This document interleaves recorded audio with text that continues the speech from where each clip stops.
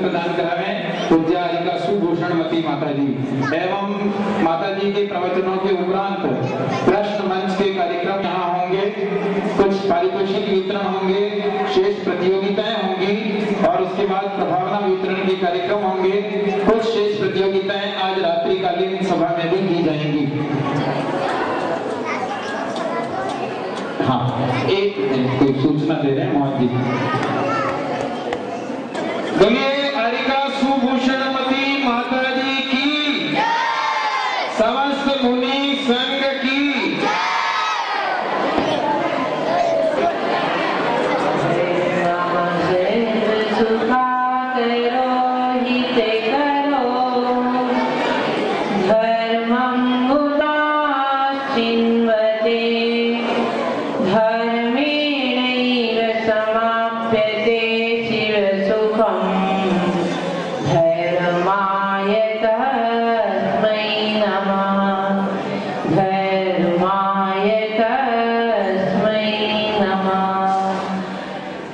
महावीर भगवान चारित्र चक्रवर्ती आचार्य श्री शांति सागर जी महाराज के, परम पूज्य वर्तमान भट्टाचार्य संत शिरोमणि गुरुदेव आचार्य अभिनंदन सागर जी महाराज के, परम पूज्य परमोपकारी दीक्षा दाता गुरुवर दया सागर जी महाराज के, परम पूज्य मुनि श्री निर्वाण सागर जी महाराज के, मुनि श्री समग्र सागर जी महाराज की, परम पूज्य बाल योगिनी आरिका सुभूषणमती माता जी की, आरिका सौभाग्यवती माता जी की, रक्षाबंधन पर्व की।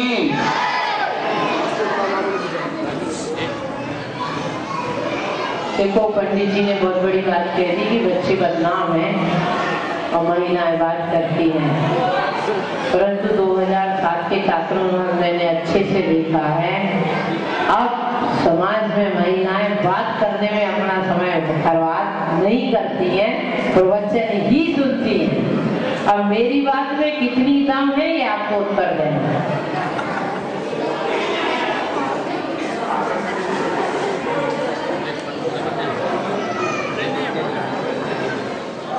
सागर में कभी कभी ज्वार भाटे आते हैं और वो ज्वार भाटे इतने अच्छे होते हैं देखने में कि हमारे कदम सागर की ओर बढ़ जाते हैं। ठीक इसी प्रकार इस जीवन में धार्मिक अनुष्ठानों के, धार्मिक पर्वों के ऐसे ज्वार आते हैं कि हमारा मन आनंदित हो जाता है और वर्षा योग तो पर्वों का, अनुष्ठानों का एक बड़ा महोत्सव होता है और चातुर्मास की इस श्रृंखला में जहाँ कार्यक्रम होते हैं, एक आज महान पर्व है वात्सल्य पूर्णिमा। इस पर्व क्या सामाजिक पहलू, पारिवारिक पहलू और आगम, इसको हम 3 दृष्टिकोण से देखेंगे। सबसे मैं आपके सामने आगम का पहलू रखूंगी। आगम के परिप्रेक्ष्य में कथानक आपको मालूम है, बहुत संक्षिप्त में कहूंगी कि कोई एक राजा या मंत्री कितना अहंकारी हो गया कि मुनियों का रूप सर्ग कर दिया। जहां मुनियों की भक्ति के लिए लोग प्रसिद्धि को प्राप्त होते हैं, संसार में ख्याति को प्राप्त होते हैं, परंतु इतिहास के पन्नों को यदि हम टटोल के देखते हैं तो कुछ ऐसे काले पन्ने होते हैं जो अपने संपूर्ण इतिहास को कलंकित करते रहते हैं। ऐसा ही एक काल इस काल के साथ व्यतीत हुआ जब 1-2 मुनियों पर नहीं 700 मुनियों पर उत्सर्ग किया। कथानक आप रोज सुनते मंदिर में, पूरी कथानक नहीं कहूंगी, आपको मालूम है, परंतु कथा में जो व्यथा है वो जरूर आपके सामने कहूंगी कि 700 मुनियों पर उत्सर्ग करने वाला आदमी कितना क्रूर होगा, कितना गाढ़ मिथ्या दृष्टि होगा, कसाएं कितनी तीव्र होंगी। लेस्या की अपेक्षा से देखे तो तीव्र कृष्ण लेस्या रही होगी। परंतु यदि ऐसे कुकर्म करने वाले इतिहास में हैं, तो ऐसे वात्सल्य की सरिता प्रवाहित करने वाले श्रावक, श्राविका, आरिका भी है। पक्ष विपक्ष दोनों हमेशा साथ में रहते हैं। यदि विपक्ष ना हो तो पक्ष की सिद्धि नहीं होती। वह है विष्णु कुमार मुनि, जिन्होंने अपने जीवन को साधना के सामने समर्पित कर दिया, जिनके जीवन का उद्देश्य साधना ही है, फिर भी वह वात्सल्य भाव जो सम्यक दृष्टि का एक लक्षण है, एक अंग है, उसका परिचायक एक सूत्र है, और उस वात्सल्य की भावना ने उन्हें उस चीज के लिए तैयार किया कि तुम 700 मुनियों के उपसर्ग निवारण के लिए चल पड़ो। हम एक मुनि की रक्षा के लिए 1 घंटा छोड़ने को तैयार नहीं है, परंतु योगी राज ऋषि राज विष्णु कुमार मुनि महाराज, जिनके अंदर वात्सल्य वास्तव में सुंदर, जैसे सागर में हिलोरें होती हैं, ऐसे ही वात्सल्य की सरिता उनके हृदय में हिलोरें ले रही थी और वह चल पड़े 700 मुनियों के उपसर्ग निवारण के।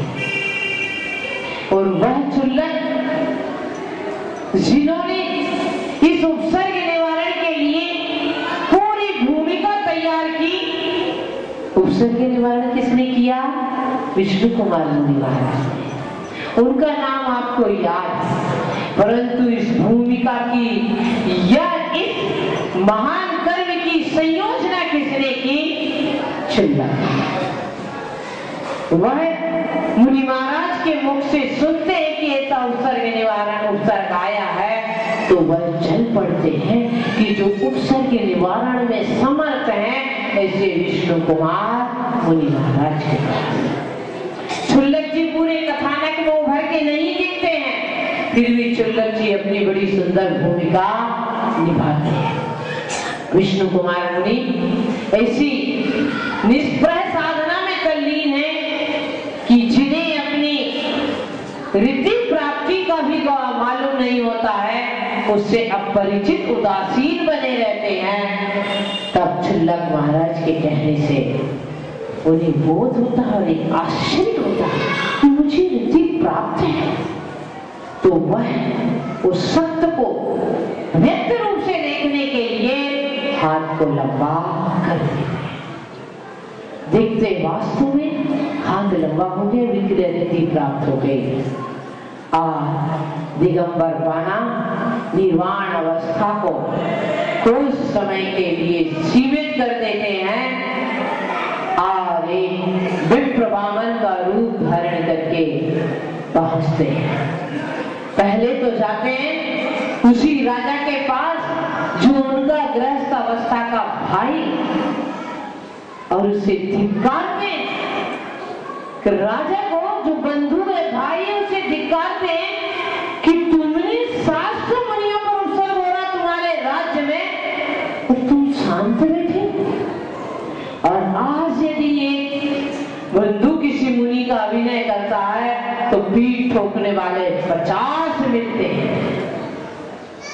एक राजा को भी चुनौती दे दी उन्होंने कि तुम्हारे राज्य में यदि ऐसा कर्म होता है तो तुम राजा कहलाने के अधिकारी नहीं।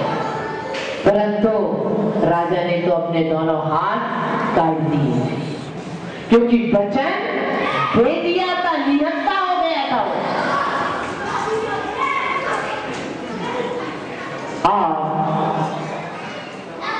अब वहां विष्णु कुमार मुनि वामन का रूप धारण करते हैं और सुंदर सुंदर वेद की ऋचाएं पढ़ते हैं।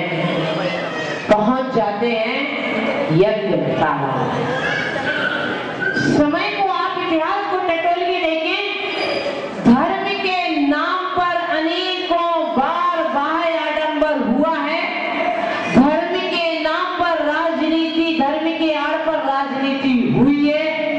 वह मंत्री जो तत्कालीन राजा होता है, वह भी धर्म के आड़ पर अपनी राजनीति चलाता है।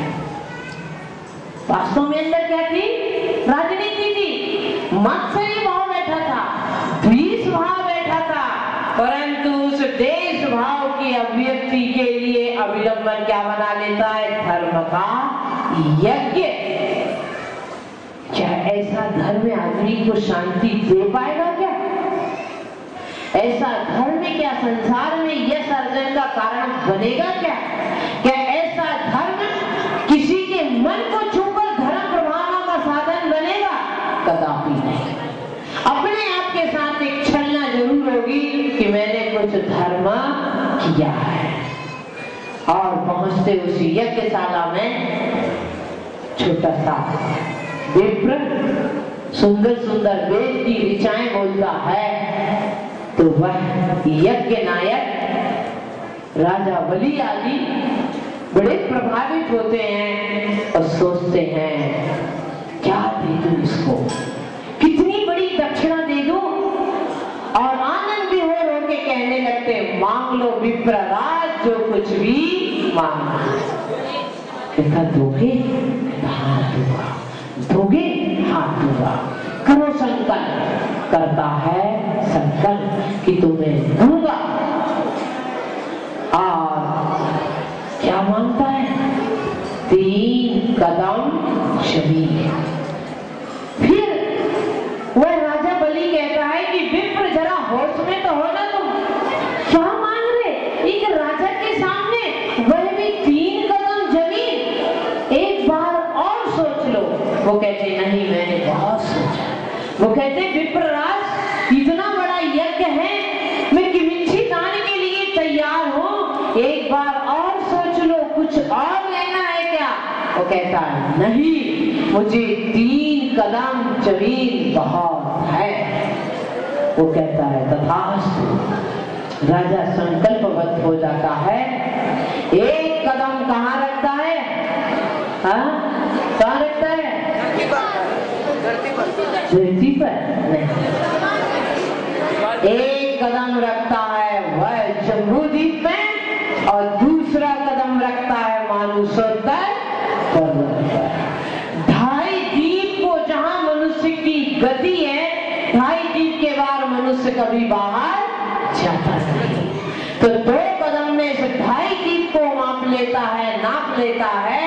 फिर कहता है बताओ तीसरा कदम कहाँ रखा? तब वह बलि उनके विशाल रूप को, विराट रूप को और उनके अंदर नेक अभिप्राय को जब वो समझ जाते हैं तो रदन करने लगता, पैर में पड़ जाता और कहता है रक्षा रक्षा रक्षा, और चल पड़ी रक्षा बंधन। उन्होंने मुनियों की रक्षा के लिए इतना सब कुछ किया। ये कथानक को मैंने बहुत शार्ट में सुना था। अब मैं आज की परिस्थितियों में रक्षाबंधन पर बात करती हूँ। क्या आज वह काल था जहां लोग धर्मज्ञ ज्यादा थे, श्रावकों की संख्या बहुत थी, मंद कसाई थे, धार्मिक अनुष्ठानों में रुचि रखते थे? ऐसे काल में मुनियों की रक्षा उतना मायना नहीं रखती है। परंतु आज इस पंचम काल में हमें विधर्मियों से परेशानी कम है, साधर्मियों से परेशानी ज्यादा है। पहले 2 धर्मावलंबियों में झगड़ा होता था, अब 2 धर्मावलंबी झगड़ा नहीं करते। साधर्मियों में झगड़ा है। कोई अपना पंथ थोपना चाहता है, कोई अपनी विचारधारा सौंपना चाहता है, कोई धर्म के आधार पर अपने वर्चस्व को, अपने अहंकार को थोपना चाहता है। अब धर्म पर संकट किसी दूसरे धर्मावलंबी से नहीं है, हमें उन धर्म के टेकेरों से जो मंदिर में तिलक लगाते, धोती दुपट्टा पहनते और धर्मात्मा कहलाते। तो उस समय विष्णु कुमार मुनि के अंदर वात्सल्य का भाव था, परंतु आज के परिप्रेक्ष्य में यहाँ बैठे मैं सबसे कहूंगी कि कम से कम आपको मुनि आरिकाओं के प्रति, मुनि आरिका के प्रति नहीं कह रही, कोई यदि ग्रामर वाले हैं, मुनि आरिका के प्रति नहीं, मुनि आरिकाओं के प्रति बहुवचन में बात कर रहे हैं, एक वचन में नहीं कर रहे हैं। आपके अंदर इतना भाव रहना चाहिए कि जहां मेरे ग्रंथ पीछे वेश के धारिये, पिछी कमंडल धारिये, वह साधु मेरी धरोहर है, हमारी खाती है, हमारी संपत्ति है, हमारे जीवंत तीर्थ है, हमें इनकी रक्षा करनी चाहिए। मात्र 5 रुपए की राखी, 5000 की राखी, 50,000 की राखी भी होती है। सोना